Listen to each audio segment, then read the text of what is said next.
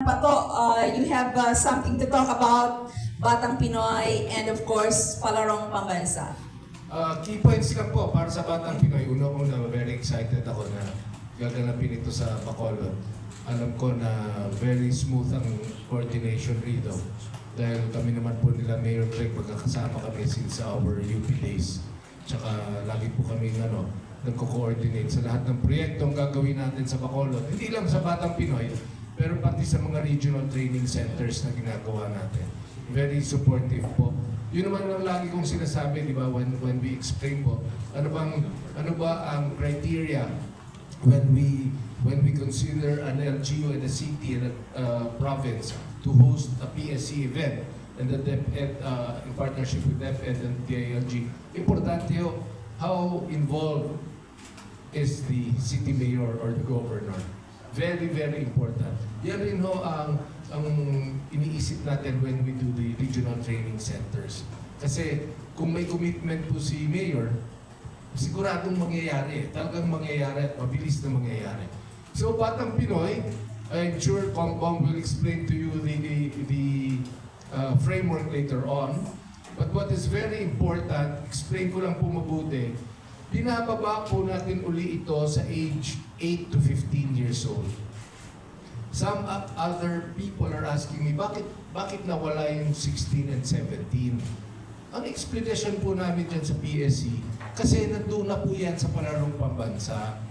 And kung pareho lang ang age group ni Palarong Pambansa at Batang Pinoy, kawawa ho yung mga 8, 9, 10 years old na ang gagaling na sa gymnastics, sa archery, ang gagaling na ho niyan. Pero they don't have that competition, they don't have access to that competition. So, pag tinignan nyo lang po, and I just want to be very technical about this, pag tinignan nyo po kasi yung mga magagaling sa Palarong Pambansa, ito na ho yung higher level ng mga elementary at high school. Yung, ibig sabihin, either 11, 12 years old ka na or 16, 17 years old ka na. Yung 8 and 9, hindi ho siya kasali, bangko siya.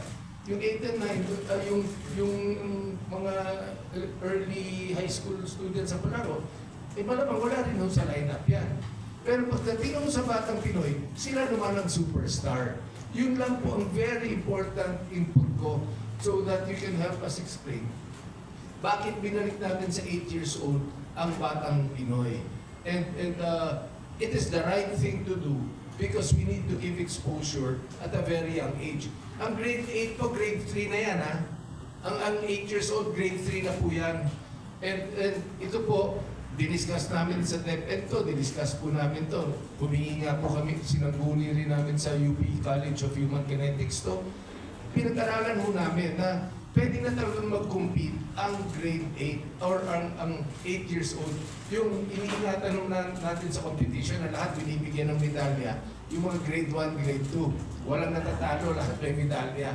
Pero pagdating sa grade 3, pwede na po talagang lumaban yan.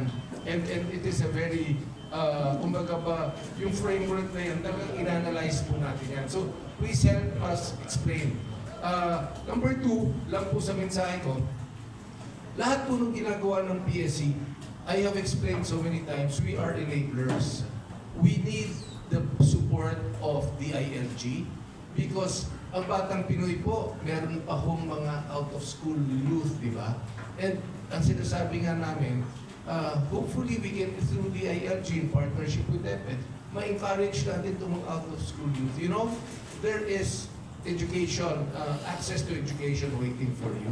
Sana i-consider nyo na yung mag-aral muli kasi nandiyan naman ho ang DepEd para tumulong sa inyo.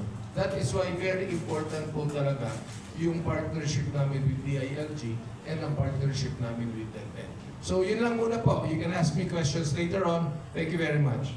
Thank you, Chairman. Now we go to Commissioner Bongku about the overview of this year's